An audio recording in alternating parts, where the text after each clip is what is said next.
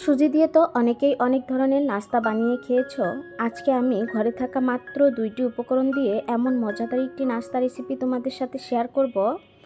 ভিডিওটিকেও skip করবে না, ভিডিওতে রয়েছে ছোট ছোট সকল ধরনের টিপস।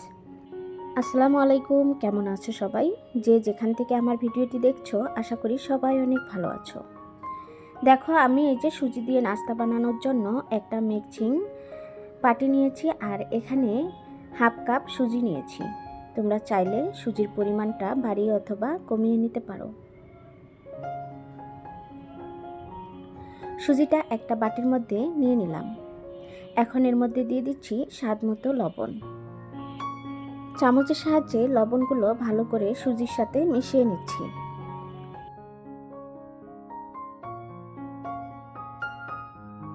দেখো, আমি পারফেক্টভাবে মিশিয়ে নিয়েছি। এখন এর মধ্যে দিয়ে দিচ্ছি ফ্রেশ গমের আটা। আমি দেখো কতটুকু নিয়েছি, 1 কাপের 3 ভাগের অর্ধেকটা আমি এর মধ্যে দিয়ে নিচ্ছি। এখন ভালো করে মিশিয়ে নিচ্ছি। সুজি দিয়ে তো অনেকেই অনেক রকম নাস্তা বা পিঠা বানিয়ে খেয়েছো। এই নাস্তাটা একদিন হলেও বাসায় ট্রাই করবে, দেখবে ছোট বড় সবাই কিন্তু ভীষণ পছন্দ করবে আর অনেক মজা করে খেয়ে নেবে।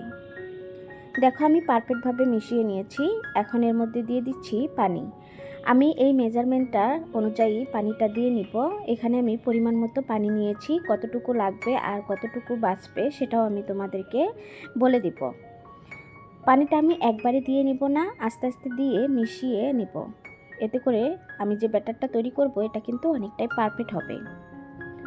দেখো, এখানে আমি যেটুকু পানি দিয়েছিলাম সেটুকু দেওয়ার পরে মনে হয়েছে পানির পরিমাণ আরেকটু লাগবে। এই যে দেখো, একটু বেঁচে গিয়েছে, এটা কিন্তু আমার লাগবে না, সেটা আমি সাইডে রেখে দিলাম। আর এখন চামচের সাহায্যে সুন্দর করে মিশিয়ে নিচ্ছি।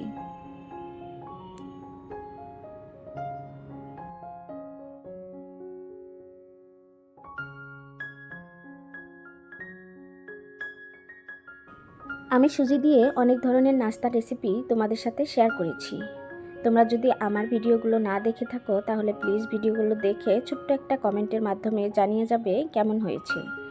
দেখো, আমি ভালো করে মিশিয়ে নিয়ে ঢাকনা দিয়ে ঢেকে এটা 10 মিনিটের জন্য রেস্টে রেখে দিব। এতে করে সুজিগুলো সুন্দরভাবে ফুলে যাবে। এখন আমি এখানে একটা ডিম নিয়েছি। তোমরা চাইলে কিন্তু ডিমের পরিমাণটা বাড়িয়ে অথবা কমিয়ে দিতে পারো, আবার চাইলে কিন্তু ডিমটা স্কিপ করতে পারো। এই নাস্তাটা বাচ্চারা খাবে, সেজন্য আমি এখানে একটা ডিম দিয়ে নিয়েছি। দেখো, একটা বাটি নিয়েছি আর ডিমটা এর মধ্যে ভেঙে নিচ্ছি। অনেক সময় বাচ্চারা ডিম খেতে পছন্দ করে না, তাই আমরা বিভিন্ন ধরনের নাস্তা বানিয়ে সেই নাস্তার মধ্যে কিন্তু ডিম দিয়ে বাচ্চাদের খাওয়াতে পারি। ডিমে কিন্তু প্রচুর পরিমাণের পুষ্টি থাকে, এজন্য চেষ্টা করবে সবসময়ই বাচ্চাদেরকে ডিম বেশি বেশি খাওয়ানোর জন্য। দেখো, তোমাদের সাথে কথা বলতে বলতে চামচের সাহায্যে ভালো করে ডিমটা ফেটিয়ে নিলাম।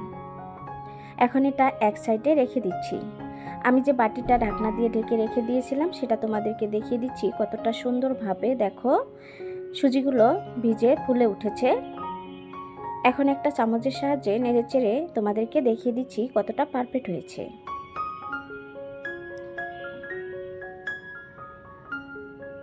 আমি যে ডিমটা ভালো করে ফেটিয়ে নিয়েছিলাম সেটা এর মধ্যে দিয়ে দিলাম।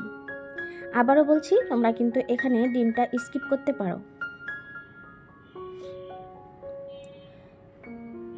একটা চামচের সাহায্যে ভালো করে নেড়েচেড়ে ডিমটা আমি সবগুলো উপকরণের সাথে মিশিয়ে নিচ্ছি।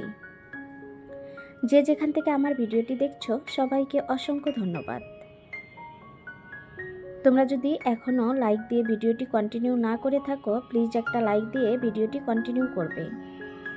তোমাদের একটা লাইক আমার কাছে অনেক মূল্যবান, কারণ তোমাদের একটা লাইক আমার ভিডিওটি শেয়ারের জন্য কাজ করে।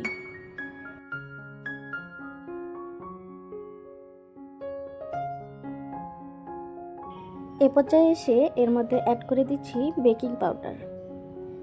তোমাদের হাতের কাছে যদি বেকিং পাউডার না থাকে তাহলে কিন্তু ইনো দিয়ে নিতে পারো, অথবা বেকিং সোডা দিয়েও কিন্তু পারফেক্টভাবে এই পিঠাটা বানিয়ে নিতে পারবে।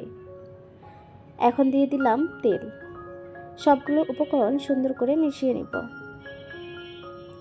আমি সবসময় চেষ্টা করি ইউনিক আর সহজ কিছু রেসিপি তোমাদের সাথে শেয়ার করার জন্য।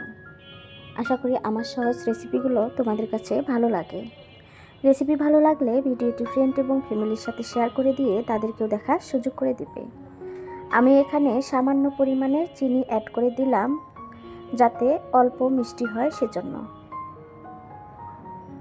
দেখো চিনিটা ভালো করে মিশিয়ে নিচ্ছি।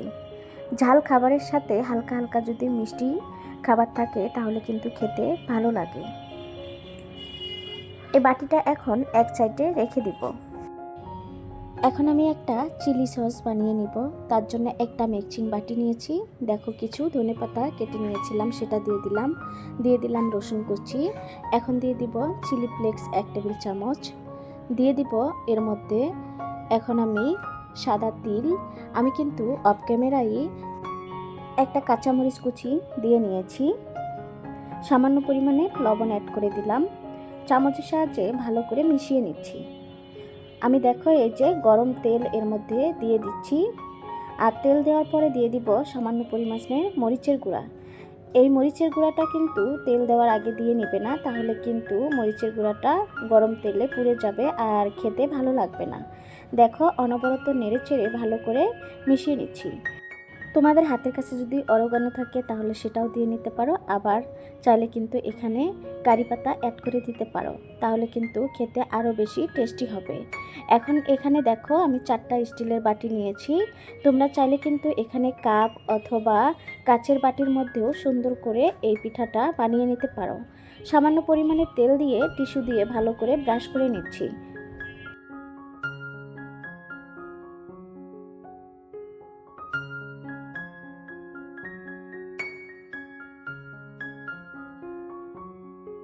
আমি যে ব্যাটারটা করে নিয়েছিলাম এটা দেখো পরিমাণ মতো এর মধ্যে দিয়ে নিচ্ছি। যে যেখান থেকে আমার ভিডিওটি দেখছো সবাইকে অসংখ্য ধন্যবাদ। আমার চ্যানেলে যদি নতুন হয়ে থাকো তাহলে ভালোবেসে চ্যানেলটি সাবস্ক্রাইব করে দিয়ে পাশে থাকা বেল আইকনটি অন করে রেখে দিবে। আমি যে কোনো সময় ভিডিও আপলোড করার সাথে সাথে তোমাদের কাছে নোটিফিকেশন চলে যাবে। সময় সুযোগ করে আমার সহজ রেসিপিগুলো তোমরা দেখে নিতে পারবে। যারা আমার চ্যানেলটি অলরেডি সাবস্ক্রাইব করে দিয়েছো তাদের জন্য মন থেকে দোয়া আর অনেক অনেক ভালোবাসা রইল। দেখো তোমাদের সাথে কথা বলতে বলতে আমি 4টা বাটিতেই সুন্দর করে দিয়ে নিয়েছি। এখন একটু হাত দিয়ে ট্যাপ করে দিচ্ছি।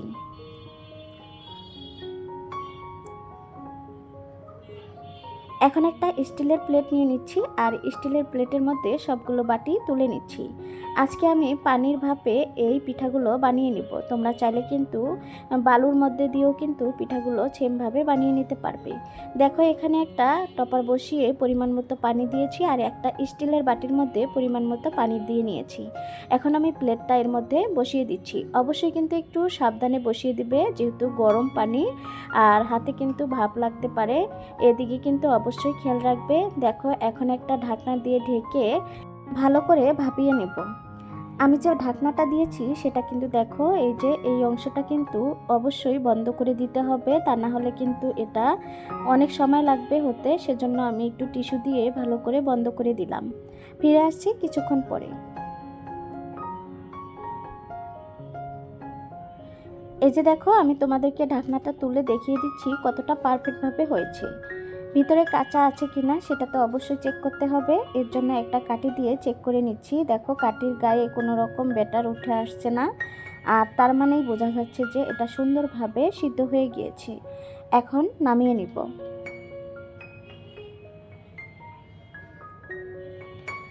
দেখো এই যে নামিয়ে নিয়েছি আর এটা এই যে ঠান্ডা করেও নিয়েছি। আর এখন আমি সুন্দরভাবে এটা ছাড়িয়ে নিচ্ছি।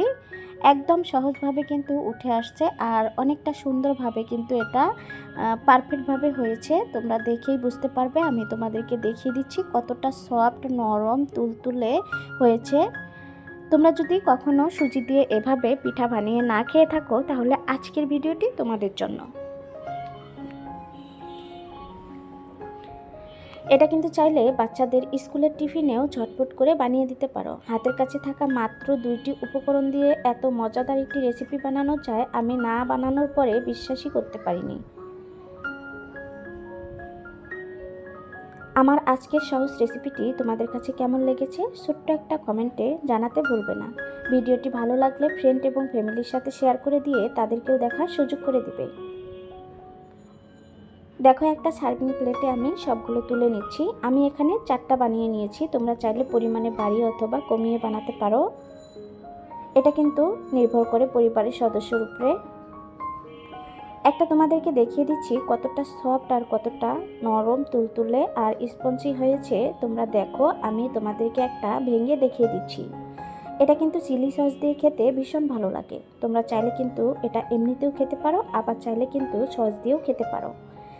এটা কিন্তু মিষ্টি মিষ্টি করেও বানিয়ে নিতে পারবে, তাহলেও কিন্তু খেতে ভালো লাগবে। আবার চাইলে কিন্তু মিষ্টি বানিয়ে তারপর আবার দুধের মধ্যে ভিজিয়েও খেতে পারবে, তাহলেও কিন্তু খেতে ভালো লাগবে।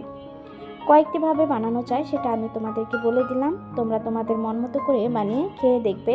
এটা কিন্তু ছোট বড় সবাই ভীষণ পছন্দ করবে, আমার বাচ্চারা তো ভীষণ পছন্দ করেছিল। আজকের রেসিপিটি ভালো লাগলে অবশ্যই বাসায় একদিন ট্রাই করবে। আজকের মতো এখানেই বিদায় নিচ্ছি, আবারও কথা হবে অন্য কোনো দিন। আল্লাহ হাফেজ, থ্যাংকস ফর ওয়াচিং, আসসালামু আলাইকুম।